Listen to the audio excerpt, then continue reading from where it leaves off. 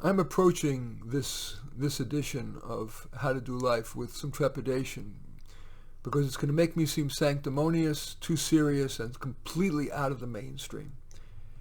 But I also found myself looking forward to doing this one more than almost any other because it represents a value that I hold so dear, an approach to life that I hold so dear, and that is a life of self-denial.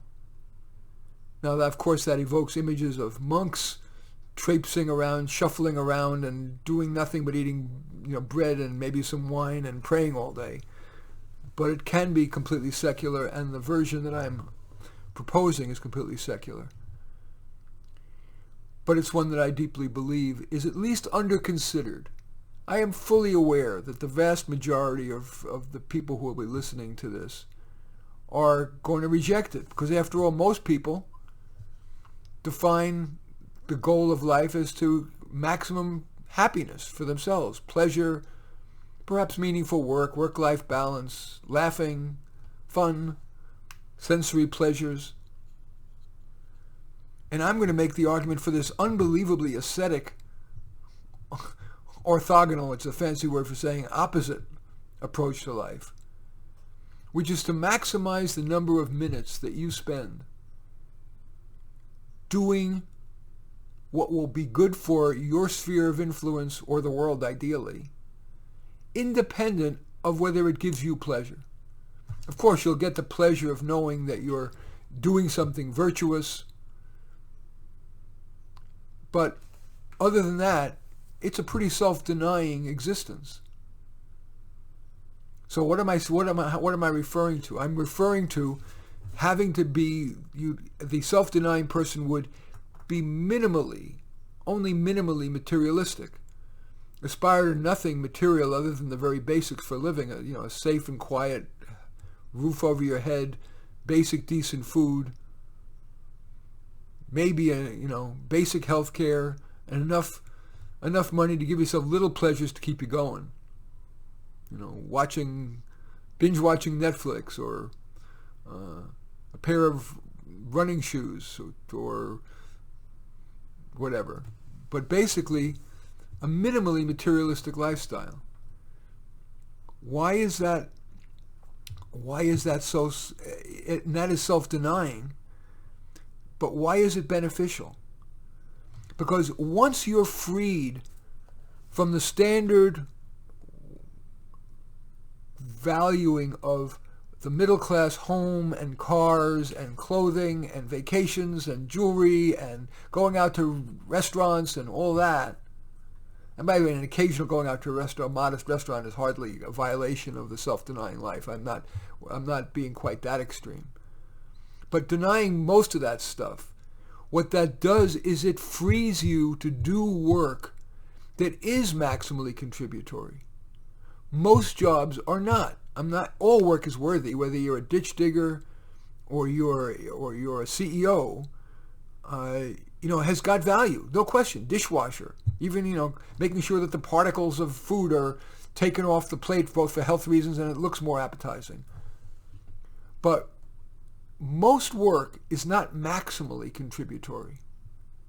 Because if it was maximally contributory, like let's say you knew you could cure cancer, you got a shot at curing cancer, you'd probably do that even if it paid you next to nothing, only enough to pay for those basic shelter, basic food, etc. Employers pay you to do what you wouldn't do for free. Things like being a bond trader, or a fundraiser for a nonprofit that in your private heart of hearts you're not sure is better than any other nonprofit, or selling some fungible widget. Fungible is a fancy word for interchangeable widget that isn't distinctly better than any other. So they pay you to do this, be a lawyer.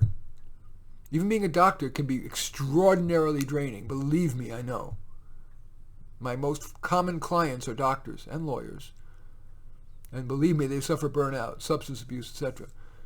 But let's say, for example, you decide you didn't have any material aspirations, but all you thought about was how can you spend the most hours in maximum contribution. Now, of course, you would use your best skills. I am terrible at fixing anything. So I certainly wouldn't do anything like building homes for people or whatever, even if that were the maximally beneficial, which I don't think it is. It doesn't have enough ripple effect. But let's say, for example, one of the things I most deeply believe is that intellectually gifted kids from working class backgrounds represent an enormously underserved population with tremendous, underserved in the definition not of whether they get more or less, but where there's unrealized potential, I guess is a fairer way to say it. They have enormous unrealized potential. They are the people whose families are not rich enough that they'll be able to provide a little supplementation to enable them to be great bridge builders and great doctors and great leaders. They're more likely to get minimal support. Not necessarily from the schools, because school funding these days is so much equalized, notwithstanding what the media says, that it's not that the school program is going to be that different. But the parental and after school, the co-curricular, extracurricular mentorship and guidance will never be as good for the working class kid as for the rich. So, if you buy that they represent an enormous, unrealized set of potential for improving the world, right? Including potentially the cures for cancer and, being wiser leaders than any of the embarrassing presidents we've had on both sides of the aisle, then the next question about how to make a big contribution and how to be self-denying is you can, of course, use your natural best skills. If you are somebody whose best skill, you don't have to be a genius at it, but if your best relative ability, say, is in computer programming, fine. Develop software that will match mentors and proteges, especially the gifted. If you are more of an artist, go and create art that will demonstrate powerfully emotionally the impact of such mentorships. If you are a salesman or fundraiser type, be a lobbyist for these kind of, for working class, what was commonly called blue collar gifted kids. If you are a writer, write a grant proposal to serve that population. You're getting the idea. And so my point is, though, those activities are normally too risky to pursue if you're wanting to have the typical materialistic lifestyle. They may require you to work for nothing, or to take a long time to find a job doing that, or do that work self-employed, or never be remunerative. So by being self-denying, you can make a much bigger difference in general. Even more painful is the self-denying person not only does work that is perhaps less remunerative, but in his or her after-work life, in recreation, spends minimum time in recreation. Because, say, after that 40-hour work week is done, in hours 41 to 70, you have a choice. If I spend it watching Netflix, or playing basketball, or having sex, or giggling with my friends, each one of those hours is an hour I'm not making a maximal contribution. And the definition, I probably should have mentioned this up front, but to me, the definition of the life well led is completely in how contributory you are, not in work-life balance. As I said, in hours 41 to 70, if you clone two people and one of them after, may be very contributory in hours 0 to 40, but from hours 41 to 70, chooses to have a normal, fun life, or have, pleasurable life. And you have a clone of that person who instead, in hours 41 to 70, is spending more hours in the service of making the world better, as I've outlined. From my definition of what the life well led is, that second person has a clearly much better life, much more contributory life, and may even feel more rewarded, in addition to being having a more rewarding life in terms of the impact on the world.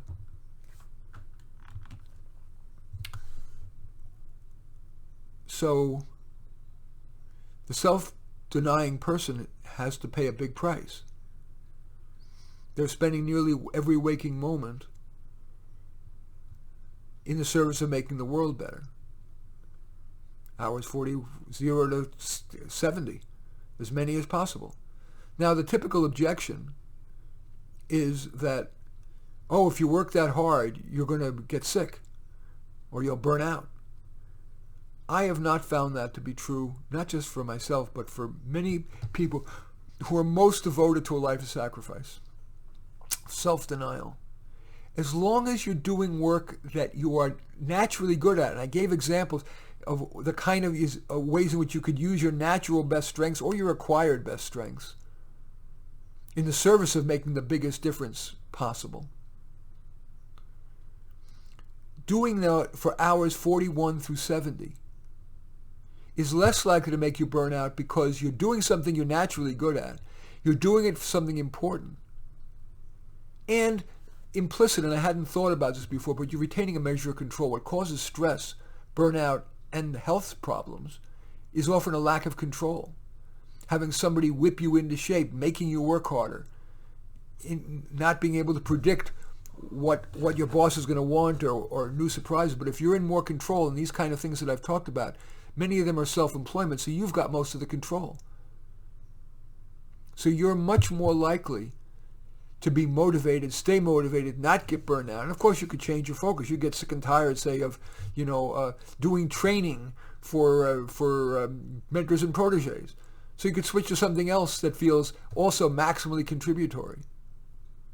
But you're much less likely to have the health problems of stress and burnout. When I think, by the way, of the typical person who in hours 41 through 70 are doing recreation, so many of those are more stressful. Family time. I just went out to get a coffee, and in front of the coffee place, there was a guy and his wife and 3 kids, and the kids were just inordinately demanding. One was screaming, one, "Where's my donut?" Blah, blah, blah. Having that 24/7 for 18 years in hours 41 through 80 in this vaunted family time, I would bet anything is more stressful. If we attached a meter to them, I would bet you their blood pressure, their heart rate, their cortisol release was far greater than if they were spending hours 41 through 70 doing work that used their best skill, where they had more control and they weren't having to worry about about children or other things.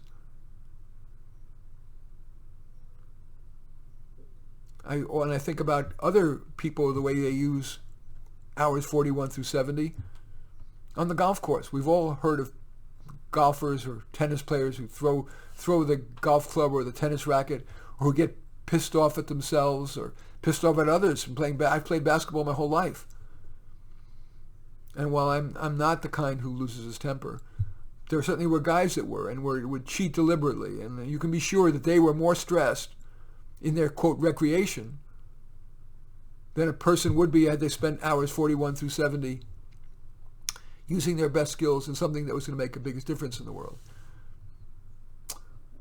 When I come back after the break, I want to talk about ripple, not the cheap wine. I want to talk about ripple effect and the definition of making the biggest difference possible. Anyway, I'll be just about 10 or 15 seconds. I'm Marty Nemko, and this is How to Do Life, and please stay with me.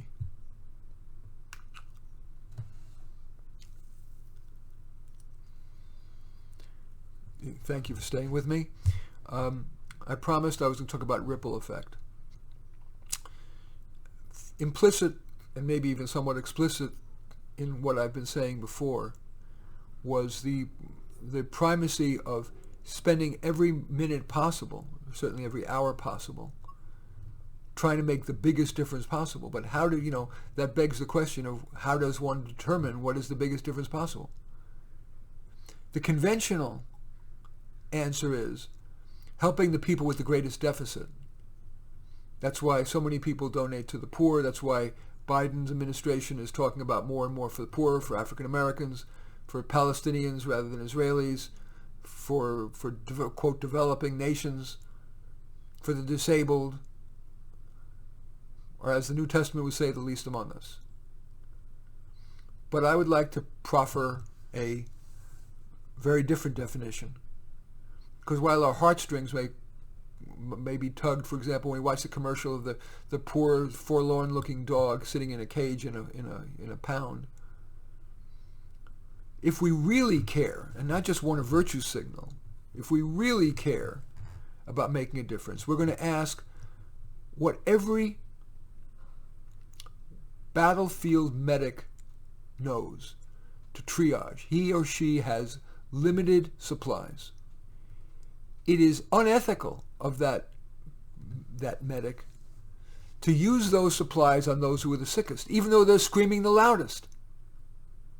It is most ethical, most loving, most caring, most contributory to use those resources on those with the greatest potential to profit from those resources. And that, of course, applies not just to battlefield ethics, but to you. As you're deciding how to make the biggest difference, rather than immediately succumb to the visceral tendency to want to help the least among us, you must ask yourself who not only can benefit the most from the efforts, but who has the potential to have ripple effect. So the example that I gave earlier about intellectually gifted kids in working class neighborhoods, that's a perfect example of big ripple effect. Because if you take a kid who, if left alone to just have the normal education, will do okay, but with great mentorship, could be a better bridge builder, better nonprofit leader, for-profit leader, inventor, political leader. The ripple effect is huge. Of course, that's merely one example. Other examples of those with ripple effect, of course, is indeed the cancer researcher. If you have the ability to be thinking so rigorously and to think experimentally and to be clever and to go beyond the obvious and be dogged, to be a cancer researcher, if you could even contribute to the curing of, unfortunately, cancer is not a monolithic disease. It's hundreds of different types of cancer with different causations. But if you could even contribute to the cure for even a subset of cancers, what a ripple effect. Not just saving the lives or extending the lives of people with cancer, but think of the impact that the family suffers. Think of how the healthcare system suffers from the ongoing costs of taking care of cancer patients. So that's what I mean about ripple. So many people, well, for example, and I love dogs. I love my little sweet Hachi. I enjoy classical music and listening to the symphony. But if I really am trying to make a big difference, I will put aside that visceral emotional pull. I'll never donate to an animal cause. Except maybe some used blankets that they want to use for, they can use in the dog beds. But my serious contributions of money and time are never going to go to the symphony. And even though I love theater, they're never going to go to theater. Yeah, I know in theory, theater can change hearts and minds and help people grow and inspire them. But I believe that's too distal. I would much sooner donate my time and money toward the creation of mentor-protege mentorships, especially among the intellectually gifted, especially among those who aren't rich. They don't have to be dirt poor, because very often the dirt poor have such a constellation of other problems that my money or time there may not make a difference. So my calculus says that I make the biggest difference if I'm focusing on working class people, and especially kids, because they have a whole life ahead of them, and those who are intellectually gifted. We're all different. We are not all gifted. That's BS. Some of us are born with, and or because of very early environment, we have greater reasoning ability, problem-solving ability, greater impulse control. People have different potentials to be great, to have ripple effect. And it is critical that as you evaluate where you're going to put your time, You consider the potential of the recipients as well as your own potential.